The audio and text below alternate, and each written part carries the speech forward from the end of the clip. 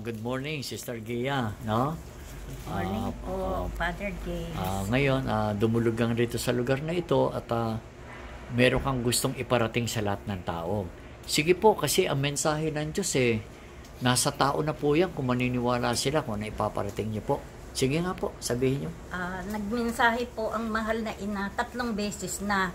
Ito pong October 24 at 25, 2023. Magkaroon ng dabiguan, malakas na lindol sa China, sa Amerika at sa bandang Taiwan. Pero dito sa Pilipinas, mararamdaman natin.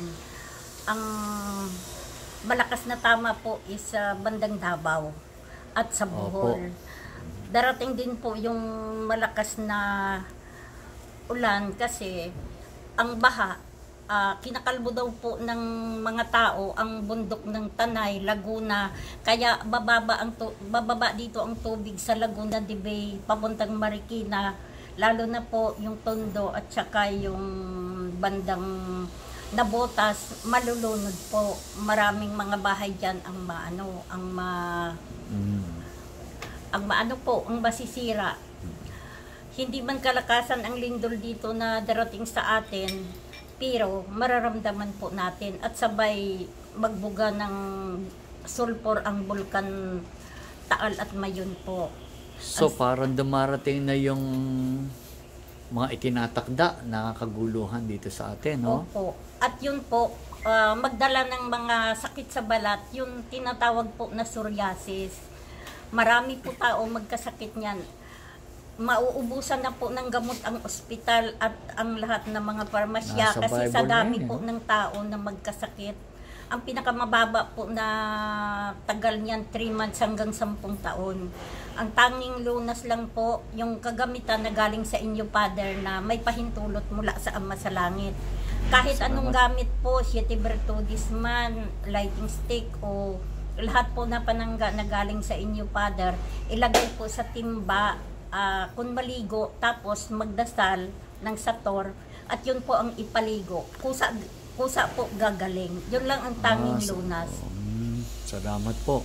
Ano po ang mga mensahe may paparating niyo sa lahat ng At ang tao? sabi ng mahal na ina, doon po sa China o sa ibang bansa, maraming patayan at saka marami pong mga taong mamamatay. Nakikita ko nga po, nagpapakita sa akin kapag naiglip ako, binubuldos na po ang tao. Ngayon, ayaw pa nila mamatay, Father. Gagamitin sila ng kalaban ng Ama. Yun po ang panangga na ilaban dito sa mga tao po sa Pilipinas. Maging parang mga skeleton na sila. Parang mga zombie. Ganun po. Maraming aatak sa Pilipinas, mga leader nila. Pero ang tanging pananggalang po natin yung dasal at saka yung mga kagamitan na galing sa inyo po dahil may kapahintulutan mula sa Ama. 3 beses na po inulit sa akin yan na mag-ingat po tayo. Hindi naman pwedeng bumaba daw ang Ama, kaya gumamit po ng instrumento para maparating ang mga mensahe na ito ng ina ng laging saklolo po, ang Mother of Perpetual Health at ang Mama Mary po ang nagmimensahe sa akin. Isa na rin ang Biyerhe ng Antipolo. Dito po sa mata ko nananatili dahil sinasama nila po ako pag naglakbay sa gabi, pag ako po ay naiglip. Kaya kung ano-anong mga nakikita ko po, yan po lahat ay katotohanan, wala pong kasinungalingan dahil talagang malinaw po ang pagpakita nila sa akin. Di tama po yung mensahe rin sa akin ng lahat ng tao, magbalik loob na sa Diyos. Opo.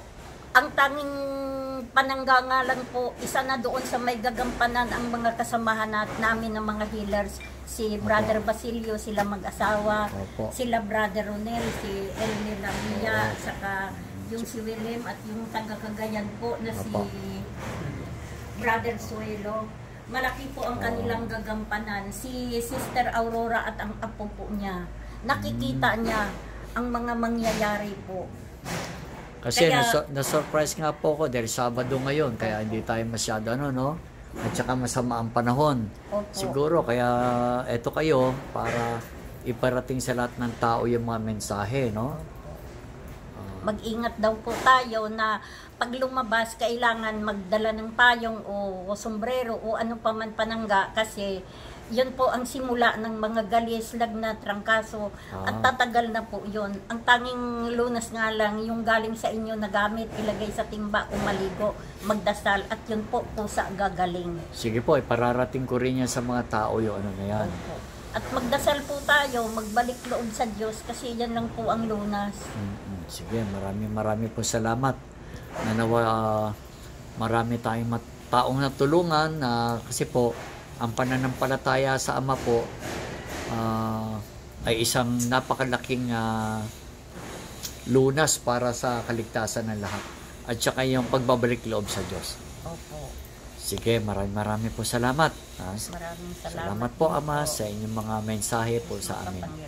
Sa ngalan ng Diyos Ama, Diyos Anak, Diyos Espiritong Banal. Sige ang po, mahal na tuloy mo. ina ng laging saklolo, ang pumapasok sa katawan ng anak ng Diyos na si Gia, ang Birhen ng Antipulo, dito po sa mata niya, kasi sinasami namin yan si Sister Gia pagpunta sa ibang lugar.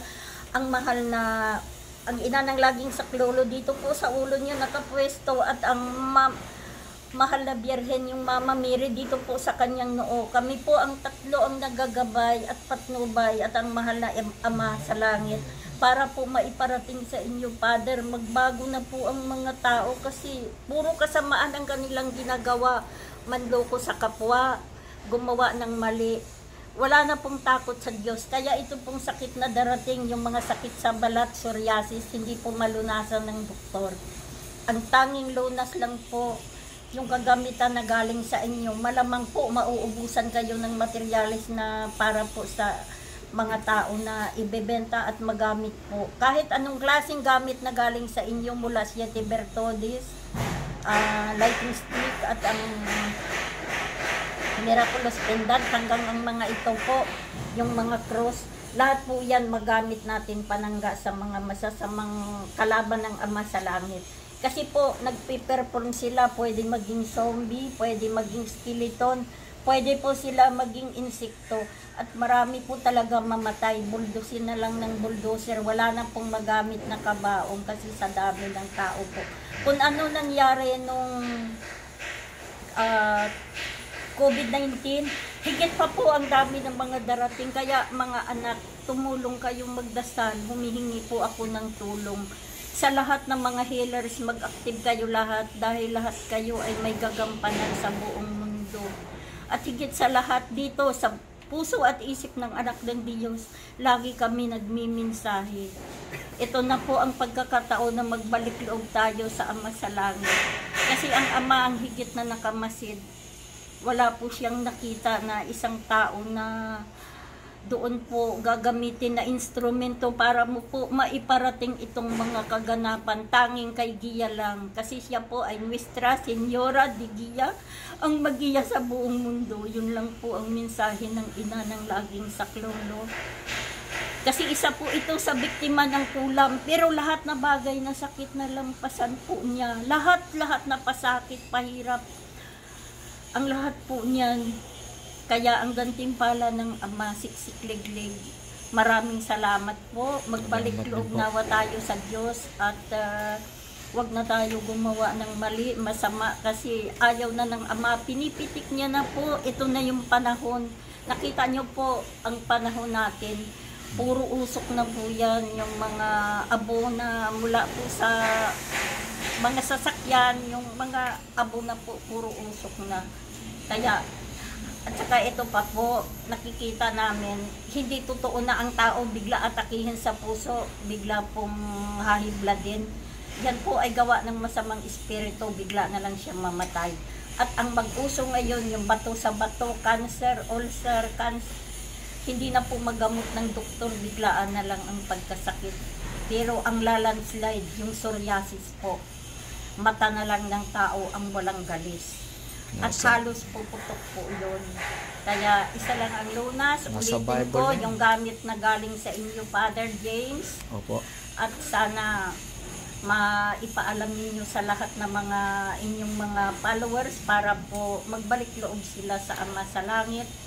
At magbago na po. Maraming salamat din po. At magandang hapon. God bless sa lahat po. Salamat po. Amen. Amen. Hindi ko alam mo, pumasok ang mahal na ina. Ayan, alam ko rin Wala. po yan.